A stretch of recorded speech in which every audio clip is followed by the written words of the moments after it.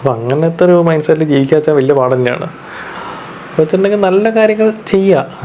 നമ്മളെക്കൊണ്ട് പറ്റുന്ന നല്ലവനായ ഉണ്ണി ആവണം എന്ന് ഞാൻ പറയുന്നില്ല, പക്ഷെ എന്നാലും നമുക്ക് എന്തെങ്കിലുമൊക്കെ ചാരിറ്റി ചെയ്യാൻ പറ്റുമെങ്കിൽ ചാരിറ്റി ചെയ്യുക, എന്തെങ്കിലും ആൾക്കാരെ ഹെൽപ്പ് ചെയ്യാൻ പറ്റുമെങ്കിൽ ഹെൽപ്പ് ചെയ്യുക. പിന്നെ നിങ്ങൾക്ക് തന്നെ അറിയാമല്ലോ, നിങ്ങൾക്കിപ്പോൾ ഒരാളെക്കുറിച്ച് ഒരു ഗോസിപ്പ് പറയുക, പരദൂഷണം പറയുക, അങ്ങനത്തെ പറയുന്ന സമയത്ത് തന്നെ നിങ്ങളെ ഉള്ളിലെ ഫീലിങ്സ് ശ്രദ്ധിച്ചാൽ മതി. അപ്പം നിങ്ങൾ ഓൾറെഡി നെഗറ്റീവാണ്.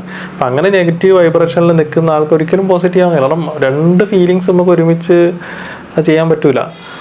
അപ്പം അങ്ങനെ നമ്മുടെ ഫീലിങ്സ് ശ്രദ്ധിക്കുക. അങ്ങനെ എന്തെങ്കിലും നെഗറ്റീവ് നമ്മൾ പറഞ്ഞു പോവുക എന്തൊക്കെ ഉണ്ടെങ്കിൽ അപ്പം തന്നെ അത് അതിൽ നിന്ന് സ്കിപ്പാവുക. വെറുതെ എന്തിനാ നമ്മൾ അങ്ങനത്തെ ഓരോ പരിപാടി കേൾക്കുന്നത്.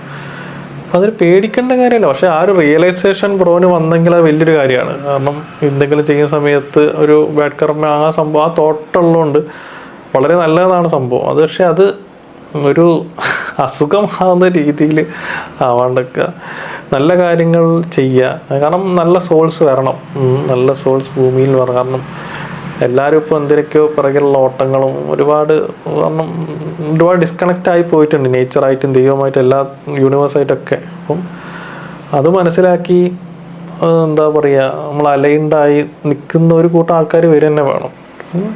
അതിനായിട്ട് നമുക്ക് ഒരുപാട് നല്ല കാര്യങ്ങൾ ഒരുമിച്ച് ചെയ്യാൻ പറ്റട്ടെ.